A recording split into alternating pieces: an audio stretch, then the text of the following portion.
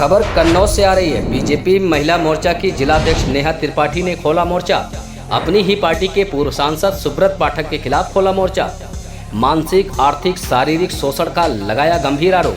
नेता त्रिपाठी ने डीएम को शिकायती पत्र दिया, सुरक्षा की मांग की। सुब्रत से खुद और परिवार के सदस्यों की जान को खतरा बताया। सुब्रत पाठक पर हत्या की सुपारी देने का गंभीर आरोप भी लगाया। मेरे पास बहुत सारे सबूत हैं, समय आने पर खुलासा होगा।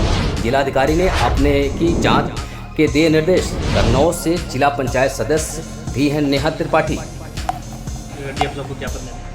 जी, मैं डीएम साहब के पास अपनी फरियाद लेकर के आई हूँ कि रोज़ प्रतिदिन मुझे मानसिक रूप से टार्चर किया जा रहा है। मेरे परिवार के खिलाफ में षड्यंत्र रचा जा रहा है, मेरे खिलाफ में षड्यंत्र रचा जा रहा है। और ये षड्यंत्र के सूत्रधार जो है वो आदरणीय हमारे पूर्व सांसद सुब्रत पाठक जी, जिन्होंने हमारे गेस्ट हाउस को लेकर के हमें ये कहा कि हम भूमाफिया हैं।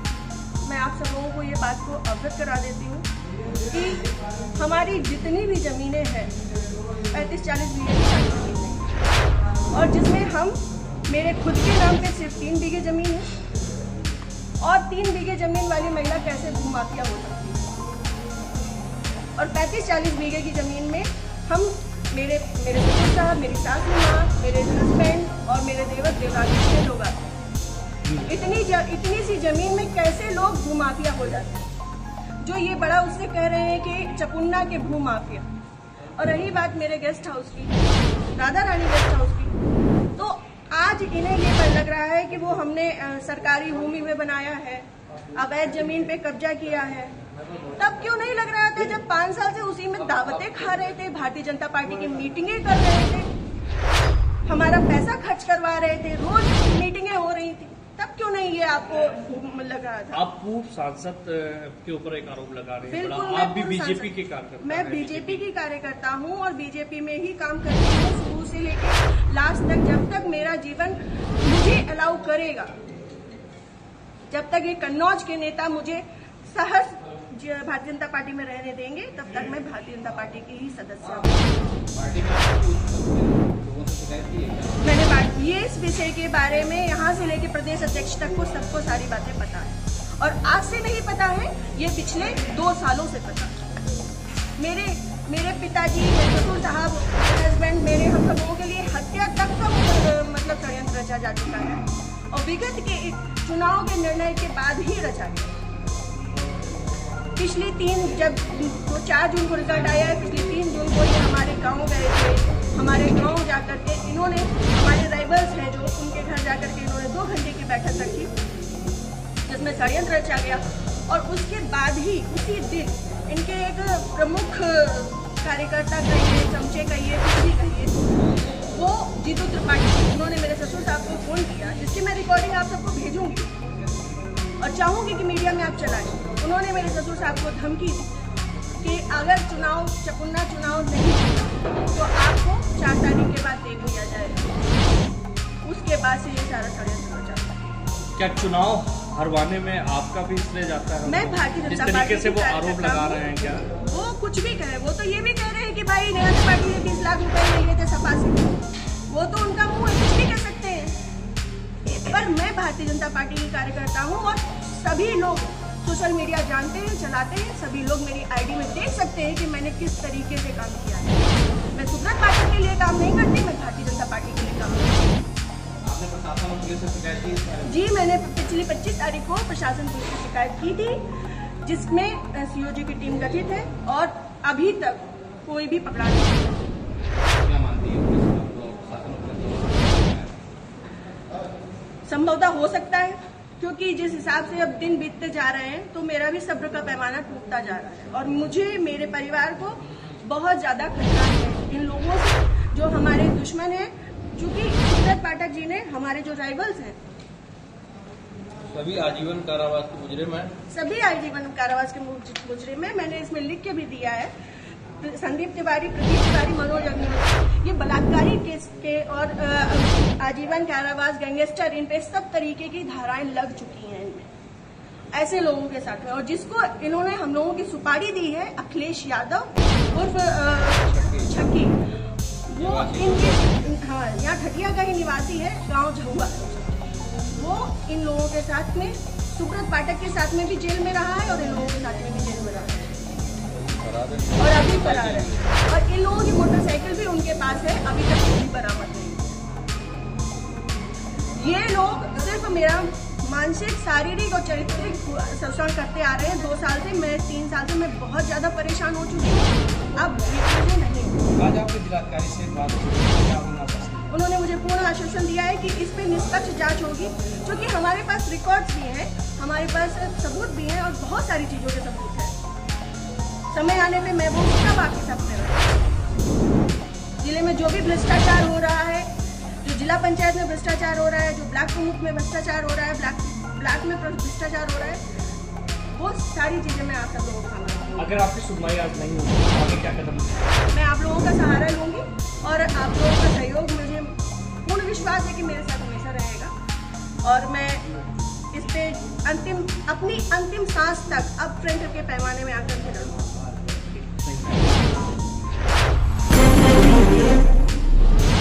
नेता विपक्ष राहुल गांधी के संसद में हिंदू वाले बयान पर ज्योतिष पीठ के शंकराचार्य अभिमुक्तेश्वर नंद सरस्वती का बयान सामने आ रहा है। उन्होंने नेता प्रतिपक्ष राहुल गांधी के बयान पर बयान किया है कि राहुल गांधी ने जो कुछ बोला है सही बोला है, सिर्फ उनकी बात को तोड़ मरोड़ कर कुछ और ही पेश करके नफरत फैलाया जा रहा है। फिलहाल उन्होंने मीडिया को क्या कुछ कहा, देखिए इस रिपोर्ट में। सर ऐसा सवाल है कि राहुल गांधी जी ने हिंदू समाज को हिंसक बताया है कि नफरत फैलाते हैं, हिंसा करते हैं। इस पर बड़ा विवाद फैला हुआ है, संत समाज नाराज है, बुद्धिजीवी नाराज है। इस मामले में आप चूंकि एक जिस पद पर हैं उसकी बड़ी गरिमा है, आपकी तरफ से क्या संदेश जाएगा जिन्होंने हिंदू समाज को? देखिए, हमको जब कोई कहता है कि कौआ कान ले गया तो हम पहले कान पे हाथ लगाते हैं कि है कि नहीं। अगर नहीं होता है तब हम कौए के पीछे दौड़ते हैं। ये जो बात आप बता रहे हो कि राहुल गांधी ने ये कह दिया कि हिंदू धर्म के विरुद्ध बात कह दी, तो जब ये बात हमको बताई गई तो हमने राहुल गांधी का पूरा प्रवचन, जो भाषण उन्होंने संसद में दिया था, उसको निकाल करके देखा और हमने उसमें पाया कि वो तो ऐसा कह ही नहीं रहे हैं।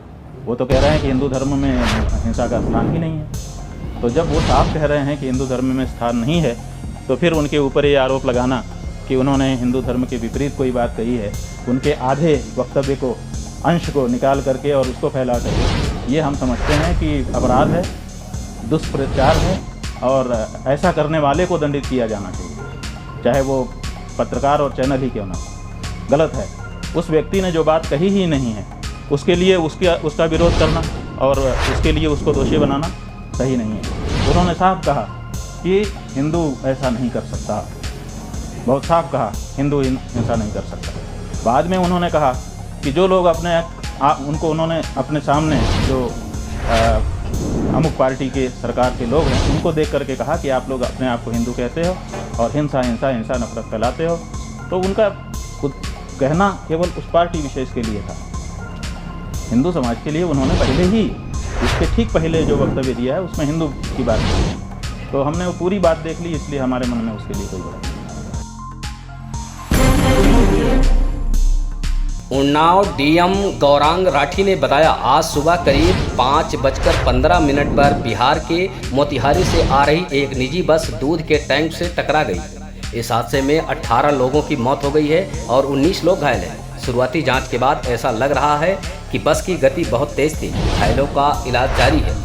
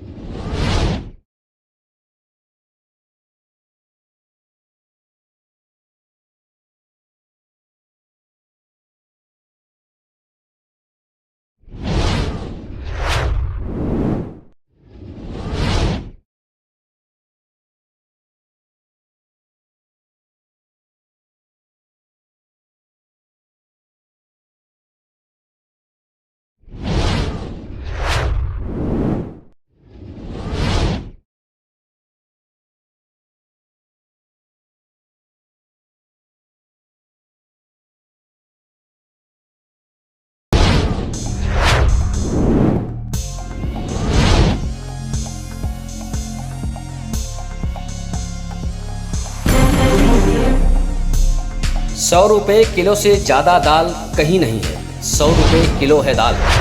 यूपी के कृषि मंत्री दाल का भाव बताकर प्रेस कॉन्फ्रेंस में हंसने लगे तो जूनियर मंत्री ने भी यही कह दिया। पत्रकारों ने पूछा कहाँ मिल रही है 100 रुपये किलो, तो मंत्री जी फिर हंसने लगे। हाल ही में हुए चुनाव में अपनी विधानसभा पथरदेवा मंत्री जी हार गए हैं।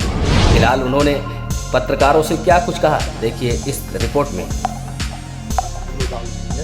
ये पर सूचना आप दे रहे हैं 100 रुपये किलो से ज़्यादा सही दाम।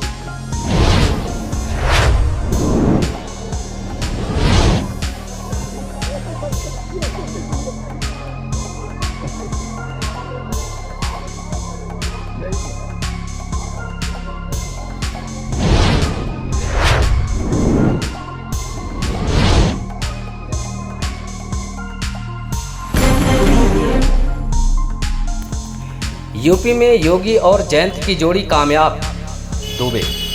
अयोध्या राष्ट्रीय लोकदल के राष्ट्रीय प्रवक्ता अनिल दुबे पहुंचे अयोध्या। सर्किट हाउस में आरएलडी कार्यकर्ताओं ने किया स्वागत। उत्तर प्रदेश में योगी और जयंत चौधरी की जोड़ी का अब होगा स्वागत। विपक्ष के 2 लड़कों की जोड़ी अब नहीं चलने वाली। अनिल दुबे का बयान। उत्तर प्रदेश में 10 विधानसभा के उपचुनाव होने वाले हैं। इस होने वाले उपचुनाव में राष्ट्रीय लोकदल एनडीए को लाभ पहुँचाए, यही उद्देश्य है। एनडीए चाहती है उपचुनाव में 10 की 10 सीटें जीते। लोकसभा चुनाव में पूरे प्रदेश में एक झूठ का माहौल बनाया गया है। फिलहाल मीडिया से मुखातिब होकर क्या कुछ कहा, देखिए इस रिपोर्ट में। देखिए, हम पूरे उत्तर प्रदेश में माननीय जयंत चौधरी जी ने लोकसभा चुनाव के पहले एनडीए में जाने का फैसला किया और एनडीए के साथ हो गए और उत्तर प्रदेश में उन्होंने एनडीए को मजबूत करने का काम किया और देश में तीसरी बार श्री नरेंद्र मोदी जी प्राइम मिनिस्टर बने, प्रधानमंत्री बने। माननीय जयंत चौधरी जी एनडीए के साथ गए, देश में कौशल विकास मंत्री बने और हम लोग उत्तर प्रदेश में अपने संगठन को, अपने पार्टी को विस्तार देने का काम कर रहे हैं। उसी श्रृंखला में जो है आज फैजाबाद हम आए हैं और फैजाबाद में हमारे राम सिंह पटेल जी ने, विश्वेश मिश्रा जी ने, सब ने कार्यकर्ताओं के साथ किए, कार्यकर्ताओं के साथ संवाद करेंगे। और उत्तर प्रदेश में 10 विधानसभा के उपचुनाव हुए हैं। तो इस विधानसभा के उपचुनाव में पार्टी को का जो प्रभाव है वो एनडीए को लाभ पहुँचे। पार्टी चाहती है कि एनडीए जो है 10 की 10 सीटें एनडीए जीतने का काम करे और हमारा संगठन मजबूत हो। हम पूरे उत्तर प्रदेश में हमारी पार्टी किसानों के साथ, कार्यकर्ताओं के साथ संवाद कर रही है और वहाँ की जो समस्याएं हैं उनको जानने का प्रयास कर रही है और हम अपनी पार्टी को मजबूत करेंगे। आने वाले समय में 2027 में पूर्वांचल में भी राष्ट्रीय लोकदल का प्रतिनिधित्व बढ़े। राष्ट्रीय लोकदल के भी प्रतिनिधि विधानसभा में जीत करके जाए। चारों सदनों में, विधानसभा में, विधान परिषद में, लोकसभा में, राज्यसभा में राष्ट्रीय लोकदल का प्रतिनिधित्व हुआ है। अब अगली बारी है कि 2027 में पूरब में, मध्य उत्तर प्रदेश में और बुंदेलखंड में भी राष्ट्रीय लोकदल का प्रतिनिधित्व बढ़े। उसी श्रृंखला में पार्टी काम।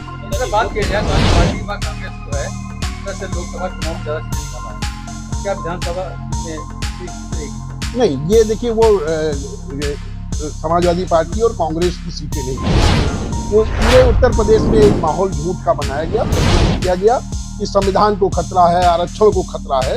उस बात को जो है हम लोगों ने, राष्ट्रीय लोकदल ने पश्चिमी उत्तर प्रदेश में तो रोक लिया। पश्चिमी उत्तर प्रदेश में ये उस काम में सफल नहीं हो पाई, लेकिन पूरब में, मध्य में, अन्य जगहों पर वो कुछ जगह सफल हुए। वो कोई उनका जनाधार नहीं है, उनके साथ ना तो पिछड़े गए हुए हैं और ना ही अनुसूचित जाति के लोग गए हुए हैं। वो एक भ्रम था, वो भ्रम दूर हो गया क्योंकि देश के लोगों को, उत्तर प्रदेश के लोगों को ये पता चल चुका है कि ना तो संविधान खतरे में है, ना आरक्षण में खतरे में है। आरक्षण और संविधान दोनों बचा हुआ है और एनडीए की सरकार में जितना पिछड़े वर्ग को और अनुसूचित जाति को लाभ मिल रहा है, जिस तरह किसानों को लाभ मिल रहा है, वो जो है वो लोग केवल भ्रम फैला रहे हैं, वो घड़ियाली आंसू बहा रहे हैं। उनका किसानों से, पिछड़ों से, अल्पसंख्यकों के, दलितों से कोई लेना देना नहीं। उत्तर प्रदेश में योगी जी की और माननीय जयंत चौधरी की जोड़ी अब जो है उपचुनाव में कामयाब होगी। इनकी जोड़ी को लोग स्वीकार कर रहे हैं और ये जो 2 लड़कों की जोड़ी है ये अब नहीं चलने वाली है। देखिए, आज की हानि एक बार चढ़ती है। एक बार संविधान के और आरक्षण के नाम पर उत्तर प्रदेश की जनता को कुछ हिस्से में बरगला लिया, लेकिन अब वो बरगलाने वाले नहीं है। सब लोग इनको समझ गए हैं, उनको पता है कि एनडीए की सरकार में ही हमारा भला हो सकता है। इस देश का किसान जान रहा है कि माननीय जयंत चौधरी जी के नेतृत्व में उनके आने के बाद किसानों की समस्याओं का तेजी के साथ निराकरण हो रहा है, किसानों को उनका लाभकारी मूल्य मिलना शुरू हो गया और अब आने वाले समय में गन्ने का भी मूल्य बढ़ेगा उत्तर प्रदेश में। तो एनडीए के साथ आए हैं और ये किसानों का सम्मान कर रहे हैं, किसानों का सम्मान जो 4 दशक तक कांग्रेस के लोगों ने नहीं किया। 4 दशक तक इस देश में कांग्रेस की सरकार रही, लेकिन उन्होंने न तो खेत खलियान का सम्मान किया, न चौधरी साहब का सम्मान किया। श्री मोदी जी ने चौधरी साहब को भारतवर्ष देने का काम किया, उनके सपनों का भारत बनाना चाहते हैं, उनके सपनों का उत्तर प्रदेश बनाना चाहते हैं और इसीलिए हम लोग एनडीए के साथ थे। अब एनडीए के साथ कंधे से कंधा मिला करके चलेंगे और उत्तर प्रदेश में एनडीए को 2027 में भी फिर लाएंगे।